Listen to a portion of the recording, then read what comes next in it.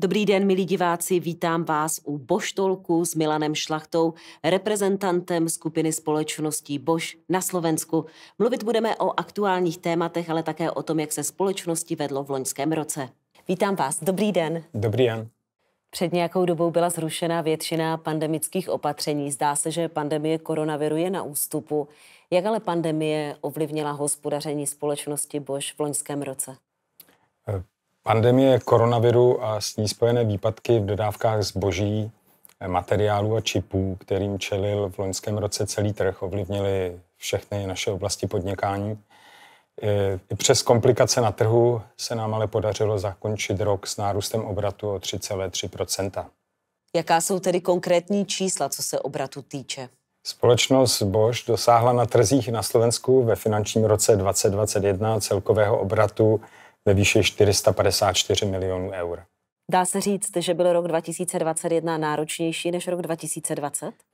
Oba byly náročné. V prvním roce pandemie, zejména na jejím začátku, nikdo nevěděl, co čekat. Nastavovala se pravidla a naší prioritou bylo zajistit bezpečné pracovní podmínky pro naše zaměstnance.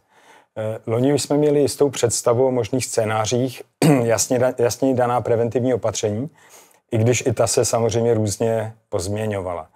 Nicméně výpadkům v dodávkách se bohužel předejít nedalo. Rok 2021 byl částečně poznamenaný druhotným dopadem pandemie, a to nedostatkem logistických kapacit a nestabilitou na trhu. Situaci pak završil nedostatek komponentů v druhém pololetí. Rok 2020 byl ale svým způsobem určitě náročnější. Jaký byl rok 2021 z pohledu investic? Investice dosáhly v roce 2021 14 milionů eur, což představuje navýšení o zhruba 40% oproti roku 2020. Celkově pak firma v letech 2017 až 2021 na Slovensku investovala 56,3 milionů eur. V roce 2020 jste dokončili rekonstrukci centrály v Bratislavě, což je inteligentní budova pro 21. století. Jaké investice jste dělali v loňském roce? Tak největší díl investic směřoval do moderních výrobních technologií, automatizace a digitalizace v závodě v Michalovcích. Zmíněné investice do bratislavské pobočky stále pokračují. Momentálně zde budujeme ve spolupráci s kolegy z divize BSH domácí spotřebiče takzvané Experience Centrum určené zákazníkům a jeho otevření je naplánováno na podzim letošního roku. Rostete nejen co do obratu, ale i co se týče zaměstnanců? Ano, to je pravda. Oproti loňskému roku se počet zaměstnanců mírně zvýšil. Zaměstnáváme téměř 1100 lidí.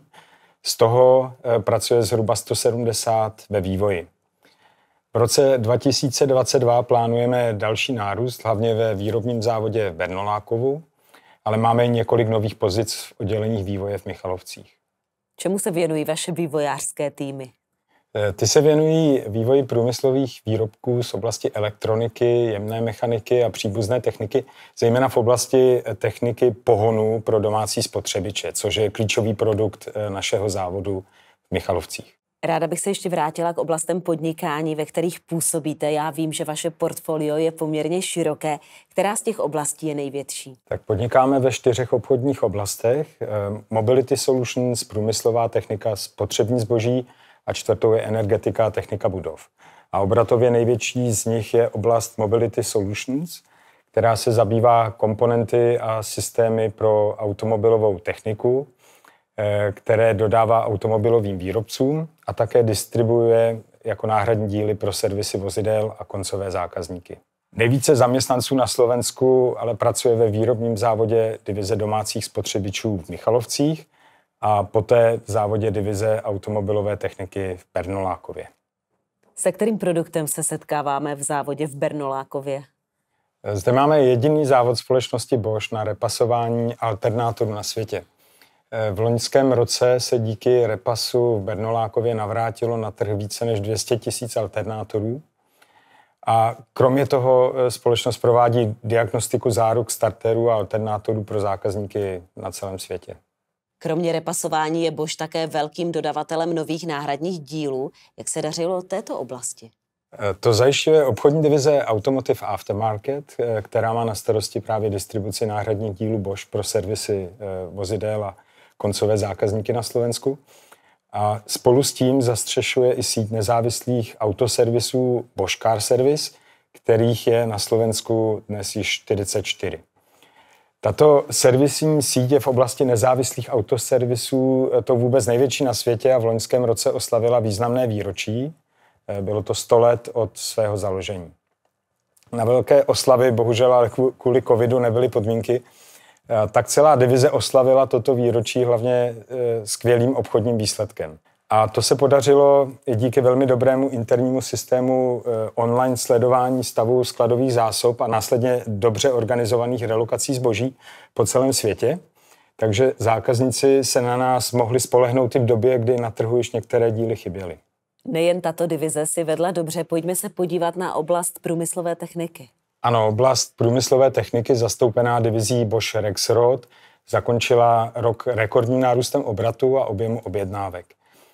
Byla také dokončena první fáze prací na hydraulickém pohonu vrat plavební komory vodního díla Gabčíkovo a na výsledek divize kromě jiného velice pozitivně zapůsobilo i uvolnění investic na straně zákazníků a jejich rostoucí zájem o automatizaci. Už jsme probrali oblast automobilové a průmyslové techniky. Jak se dařilo tepelné technice Bosch a Buderus? Skvěle si vedla zvláště oblast průmyslových kotlů, zejména díky velkým projektům, například pro slovenské cukrovary SRO. Na trhu je také znatelně vidět nárůst poptávky po elektrických zdrojích vytápění a proto nás velice těší, že se nám opětovně podařilo navýšit náš podíl na trhu s tepelnými čerpadly. Do oblasti energetiky a techniky budov patří ještě divize Building Technologies, která má v portfoliu systémy zabezpečení objektů, energetické účinnosti a systémy automatizace budov. Divize také těžila z uvolnění investic na straně zákazníků. Podařilo se zahájit velké i menší projekty ve všech oblastech portfolia, například dokončit práce v tunelu Prešov, kde se nachází mimo jiné evakuační systém Presenza. Divize také rozvíjí své kompetence v cloudových službách. Poslední oblast, kterou jste na začátku zmínil, byla oblast spotřebního zboží. Jak vypadal výsledek zde? Oblast spotřebního zboží dosáhla v prodejích na slovenském trhu v roce 2021 také dobrých výsledků. U obou divizí, elektrické nářadí a BSH domácí spotřebiče, dominoval online prodej. Došlo k nárůstu obratu a tržního podílu. V divizi elektrického nářadí rostl prodej akumulátorového nářadí, zejména 18V řady, která uvedla na trh mnoho nových výrobků jak v profesionálním, tak v hobby segmentu. Prioritou obou divizí je digitalizace a konektivita. Například divize BSH domácí spotřebiče pracuje na neustálém rozšiřování portfolia produktů v jejím digitálním ekosystému vybavených technologií Home Connect, která umožňuje propojování a ovládání spotřebičů na dálku přes mobilní zařízení. V rámci divize BSH máme náš největší výrobní závod na Slovensku v Michalovcích. Výroba se zaměřuje na energeticky účinné elektromotory, čerpadla, ventilátory pro domácí spotřebiče. Obratově byl závod zhruba na úrovni roku 2020. I přes veškeré komplikace na trhu, se kterými se musely firmy vyrovnávat v průběhu loňského roku, jste jej zakončili s dobrým výsledkem. Navíc po 2 letech lockdownů a různých dalších opatření to vypadalo, že se pomalu vracíme k normálnímu životu. Bohužel ale světovou pandemii vystřídala válka na Ukrajině. Jak se vlastně společnost Bosch staví k tomuto konfliktu? No, válka určitě není prostředkem k řešení politických konfliktů. Osobně je mi hlavně velice líto všech, kteří pociťují dopady války, dostali se do ohrožení a strádají. Válka na Ukrajině se všemi jejími dopady je jednou z největších nejistot letošního roku a může samozřejmě ovlivnit i naše podnikání na Slovensku. Snad se brzy dočkáme i nějakého pozitivnějšího vývoje. Nyní se hlavně snažíme pomoci se zvládnutím uprchlické vlny na Slovensku. Pomáháte finančně, materiálně? Pomáháme různými způsoby, od přímé finanční podpory neziskovým organizacím po materiální podporu konkrétním uprchlickým centrum na východě Slovenska.